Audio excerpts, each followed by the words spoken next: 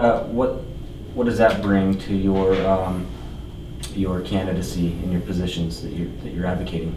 Well, top of the chain enlisted wise, but I look at it as I've been privileged enough to have an opportunity to rise to the rank of E9. You know, I don't see myself as a quote-unquote self-made man, and I did this and I did that. Anyone who has a measure of success in life had other individuals that were instrumental in their success. And I'm always grateful to those that have helped me in my career.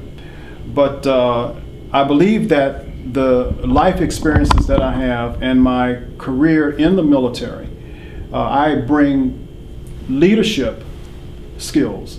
I bring a level of experience at dealing with a variety of issues, looking at situations that are difficult, problems that exist, not throwing them off to a committee. When you're a senior enlisted, you are charged with going into that situation and determining what is the course of action at getting it back to a state to where it is manageable and it is something that is acceptable. Not that we're going to table it and put it off to the side. If you understand life on a ship, it's a self-contained unit, and it's kind of a microcosm of a city. If you have a problem on a ship, that problem and issue, or those problems and issues, have to be resolved. You don't put them on the side. And who do you look to delve into those issues and to determine what is the best course of action? You look to the senior enlisted leadership. On a ship, that's the command master chief, and I served in that capacity. You have to be able to go into those situations, apply your leadership skills, and get individuals involved at arriving at reasonable approaches to make things better and improve overall quality of life. Great. And we can see the issue of our Navy and our global military really coming into play in current events, especially in the Middle East. So what is your position on the role of our military and our Navy if elected to Congress? I think that we really need to take a look at the rules of engagement that we have for our military, that we're not handcuffing them to not be able to do their job. I believe that our mission needs to be clearly defined, and we need to be supportive of our military to not, as some have irresponsibly done in Congress, make statements like this war is lost and, we're in a quagmire and this, that, and the other. We need to let our military do their job. Whenever they're given the opportunity to do the job with a clearly defined mission, they come back with the job done and mission accomplished. So what are the obstacles and the challenge, and what are the opportunities for you as a black candidate running in the Republican Party, dealing with a media that has some biases there? Well, one of the things is to have an understanding that if the media bias exists, and it does, they have an objective, and that is to get rid of anything that doesn't fit their template. The Tea Party is something that the liberals fear, and they fear it greatly, so they're trying to discredit it in every way possible. One of the labels that has been put on the Tea Party is that they're racist and they're bigoted. Well, when you have a black conservative Tea Party Republican that is active and is showing forth that they're getting involved in the Tea Party movement, that's a threat. That's a threat to liberals, because it totally goes against the grain of the notion that the Tea Party and conservatives and blacks are racist. So what do? What I am to do is to stay on message, again, educate individuals as far as what our objectives are and why I am a Republican. I am a former Democrat, by the way. I say, like many others have said, I didn't leave the Democrat Party left me.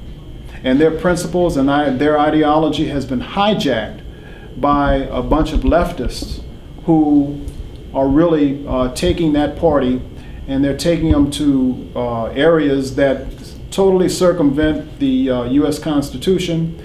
And I cannot think of any standard principle of the Democrat Party today that clearly lines up with the ideals and principles that were laid for us by our founding fathers. I'm a product of the lower Ninth Ward, and it was because my parents invested in my life and the lives of my siblings that we were taught personal responsibility, integrity, love for God, family, and country, and doing for your fellow man.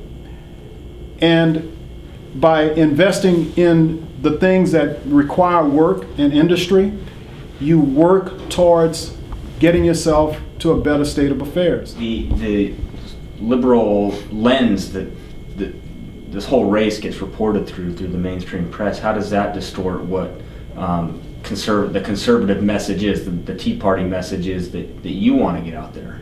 Well, the liberals attack what they fear. You can always tell what they fear. They attack it. And they're particularly frustrated with the Tea Party because the Tea Party has no national leader. It has no real national organization. It is truly a grassroots movement. And that's why they make every desperate attempt to parallel it with the Occupy Wall Street crowd, which is absolute folly. The Tea Party is something that is indicative of, you know, a movement that frustrates the left. What interferes with my being able to get my message out is when I get off message. It's when I lose sight of the real purpose, and that is to articulate the principles that have made this country great, to espouse those values and beliefs that are going to hand off those principles to the next generation and enable them to continue to move along the direction of preserving our Constitution and preserving this great republic. This is not a democracy. This is a constitutional republic. And when we get away from our founding principles, we're in trouble. But when we hold fast to those principles, we are going to reach or have opposition by those who are bent on changing it. And you hear statements like the president has said, I would like to move to do thus and so, or X, Y, and Z, but the Constitution doesn't allow me to do so.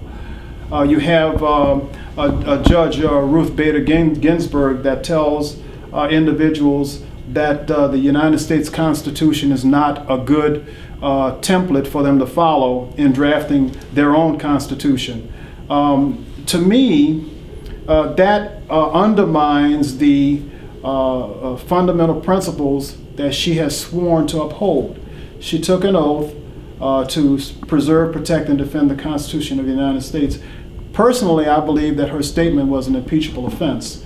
And I think until we are courageous enough to hold individuals accountable and make sure that they're towing the line the way they're supposed to, and like with the president having a recess appointment when Congress was not recessed and it wasn't challenged. Well, I had a minister say years ago, he said, authority is useless unless it is used. So that authority to hold their feet to the fire with the Constitution was not used.